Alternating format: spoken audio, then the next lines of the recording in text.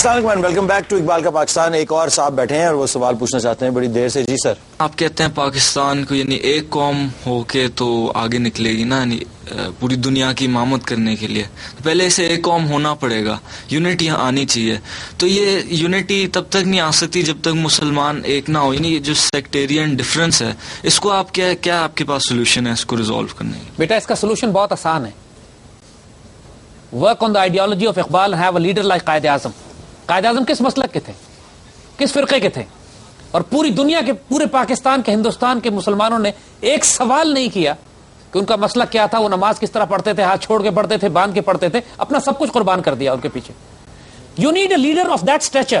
ایک شخص جو سچ بولنے والا ہو. یقین کرو میں آپ سے کہتا ہوں، اس قوم کو اگر یہ پتہ لگ جائے کہ یہ لیڈر ہمیں دھوکہ نہیں دے گا، ہماری عزت کی حفاظت کرے گا، ایک سوال نہیں کرے گی اس سے کہ تم کس مسلک کے ہو.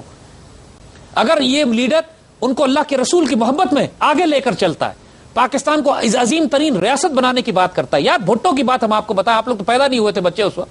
1974 کے بعد یہ قوم مایوس تھی، اس کو 71 کے بعد اس کو گائیڈنس نہیں مل رہی تھی، ہدایت نہیں مل رہی تھی. Bhutto he had a strange power to influence people. He was a very powerful speaker. اس کی پرانی تقریریں یوٹیوب پہ بھی ہیں، نکال کے دیکھیے آپ. وہ لاکھوں کے مجمع کو کہتا تھا میرے ساتھ لڑو گے تو مجمع چیختا تھا لڑیں گے، میرے ساتھ مرو گے مریں گے. قوم اس کے پیچھے اپنے آپ کو قربان کرنے پہ تیار تھی، اس لیے کہ ان کو ایک آدمی نظر آیا تھا کہ جو اس کرائسس کے بعد 71 کے بعد ان کو امید دلا رہا تھا. تو اینی لیڈر کہ جو واقعی اللہ رسول سے پیار کرنے والا اور اسلام کی محبت لے کر ان کی عزت کی حفاظت کرنے والا آئے گا. ذرا سا کوئی سٹیٹمنٹ ہمارا کوئی لیڈر امریکہ کے خلاف آج دے دیتا ہے، پوری قوم اس کی تصویریں سینے پہ لگا لیتی.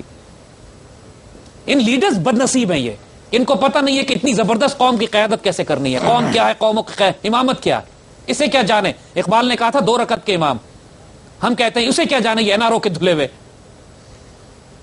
قوموں کی قیادت بڑی زبردست چیز ہوتی ہے. بالکل بد نصیب لوگ ہیں یہ، کتنی شاندار قوم انہیں دی جائے اور یہ اس کا استعمال نہ کر سکے، اس کو لے کے کائنات کی بادشاہت ان کے ہاتھ میں نہ آ جائے. غلط لوگ آ گئے نا اوپر، جو غلط اصولوں کے تحت جاہل اور کرپٹ لوگ اوپر آ گئے جن کے پاس پیسہ تھا، اور وہ ایک رواج چل پڑا اور وہ ابھی تک چل رہا ہے. جی نیکسٹ کوسچن. آج پاکستان کو آزاد ہوئے ہوئے 3 جنریشنز گزر گئی ہوئی ہیں. ایک وہ جس نے آزاد کروایا، ایک آپ لوگ جو بیٹھے ہیں، اور ایک ہم لوگ. صحیح ہے؟ تو یار میں اڈا بڈا بٹ آپ کی ریس سے سارٹ آف آپ سے کہہ لیں کہ جو آپ کی جنریشن تھی، اگر اس نے اقبال کے پاکستان پہ کام کیا تو کیا کیا، اور اگر نہیں کیا تو کیوں نہیں کیا، اور why we are standing here. دیکھو try to understand one thing. آپ کو تھوڑا سا پیچھے لے کے جائیں گے. سوال فلسافیکل ہے. وہی بات ہے کہ الزام تراشی والی بات نہیں ہے. You have to be very serious and philosophical to understand what happened. 1948 میں جب پاکستان بنا ہے نا، تو ہم نے کم از کم 50 لاکھ مسلمان ذبح کروائے تھے پاکستان بنانے کے لیے. اور جو ذبح کروائے تھے نا وہ رف راف نہیں تھے. ہماری 1000 سال کی تاریخ جن لوگوں کے پاس تھی وہ امین تھے اس کے. ہمارا اشرافیہ، ہماری ایلیٹ، ہمارے اعلیٰ ترین پڑھے لکھے مسلمان، وہ مارے گئے اس پاکستان کو بنانے میں. اسی لاہور کے ریلوے اسٹیشن پہ قلیوں سے پوچھو جو پرانے قلی یہاں رہتے ہیں، جن کا کام صرف لاشیں اتارنا ہوتا تھا. پاکستان مل گیا. مجھے بات سوری وہاں تک پاکستان مل گیا. میرا سوال یہ ہے کہ جو ہم سے ہائر جنریشن ہے اس نے کیوں کچھ نہیں کیا ہمارے لیے؟ میں بات کروں نا جی بیٹا، جب پاکستان جس جنریشن نے بنایا اس کے بعد جو پہنچے ہیں، اتنے لٹے پوٹے پہنچے ہیں یہاں پر کہ ان کے پاس کھانے کو نہیں ہوتا تھا، پینے کو نہیں تھا، رہنے کو گھر نہیں تھا. مہاجرین آئے تھے یہاں، اور جو لوگ تھے ان کی مدد کرنے میں اتنا لگ گیا. یہاں پہ ایک دنیا کی تاریخ کی سب سے بڑی ہیومن مائگریشن ہوئی ہے یہاں پاکستان بناتے ہوئے. جب یہ لوگ یہاں پہنچے جو اشرافی اور پڑھے لکھے لوگ بھی تھے، وہ دے کوڈ ناٹ، کر سکتے نہیں تھے، کہ ان کا مقصد یہ تھا کہ صرف میں علی کو اپنی بات بتا رہا تھا کہ میرے والد کو میں نے دیکھا ہے کہ 1969-70 تک وہ سائیکل پہ آرمی آفیسر تھے، ہی واز سرونگ، لیکن اتنے آنےسٹ لوگ تھے وہ اس زمانے میں کہ اس زمانے میں درخت کے کانٹے توڑ کر پیپر پنس بنائی جاتی تھی. جس زمانے میں لوگ لکڑی کے کریٹوں پہ بیٹھ کر دفتر کا کام کیا کرتے تھے، ٹینٹوں میں آفس ہوا کرتے تھے. اس پاکستان کو جب بنایا گیا ہے تو اس وقت آئیڈیالوجی اور رومانٹسزم کام نہیں آتا. اس وقت مقصد سروائیول کا تھا. اسی وقت کشمیر میں جنگ شروع ہو گئی، قائد اعظم نے کشمیر میں فوجیں بھیج دی، پورے ریسورسز ہمارے کشمیر میں لگے ہوئے تھے. اس کے بعد جب ہماری جنریشن آئی ہے تو ہم لوگوں کو تھوڑا موقع ملا ہے اپنے آپ کو سٹیبل کرنے کا. ہمارے والدین نے بڑی جان مار کر ہم کو بڑا کیا ہے. آپ لوگوں کی جنریشن اب پہنچی ہے کہ جس کے پیٹ میں بھی کھانا بھرا ہوا ہے, جس نے ہجرت نہیں کی ہے, جس کو کبھی بھوکا ننگا نہیں رہنا پڑا, جس کو گھروں سے نہیں نکالا گیا.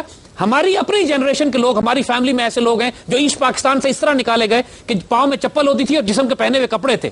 یعنی 2 دفعہ ایکچولی پٹے لوگ, 47 میں بھی کٹے, اور جو ایسٹ پاکستان میں گئے وہ وہاں سے نکالے گئے. تو ایک قوم جو 25 سال کے اندر 2 ہجرتوں کو دیکھے اور اتنے بڑے بڑے کرائسس سے گزرے, یار کوئی مسئلہ نہیں ہے کہ ڈیلے ہو گیا, اب یہاں سے آگے شروع کرنا ہے. الزام نہیں دینا پچھلی جنریشنز کو, ان کی وجوہات تھی, انہوں نے ہجرتیں کی ہیں, آپ نے ہجرت نہیں کی.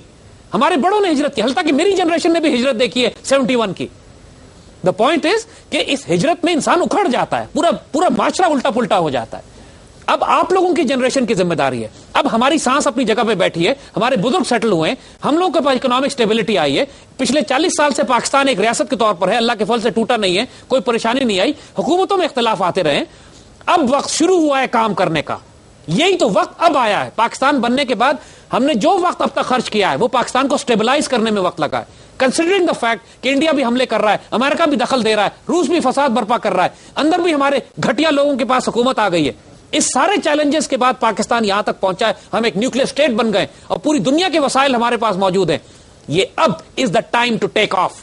اب پچھلے پہ اعتراض نہیں کرنا ہے, یہاں سے آگے شروع کرنا ہے. اب سوال یہ ہے کہ آپ لوگ کیا کریں گے, اور اب ہماری جنریشن جس کو اللہ نے اب مڈل 40s میں 50s میں لے کر آیا اللہ تعالیٰ, اب اس کا کام ہے کہ آپ لوگوں کو رول ماڈل کے طور پہ گائیڈ کرے, ہیلپ کرے, اسسٹ کرے, اپنی تاریخ آپ کو بتائے, اور آپ کا کام ہے کہ اس میسج کو اپنے جسم میں ایبزارب کریں, جذب کریں اور لے کے آگے چلیں. اب معافی کی گنجائش نہیں ہے, ہمارے بڑوں کو معافی تھی, آپ کو ہمیں نہیں ہے.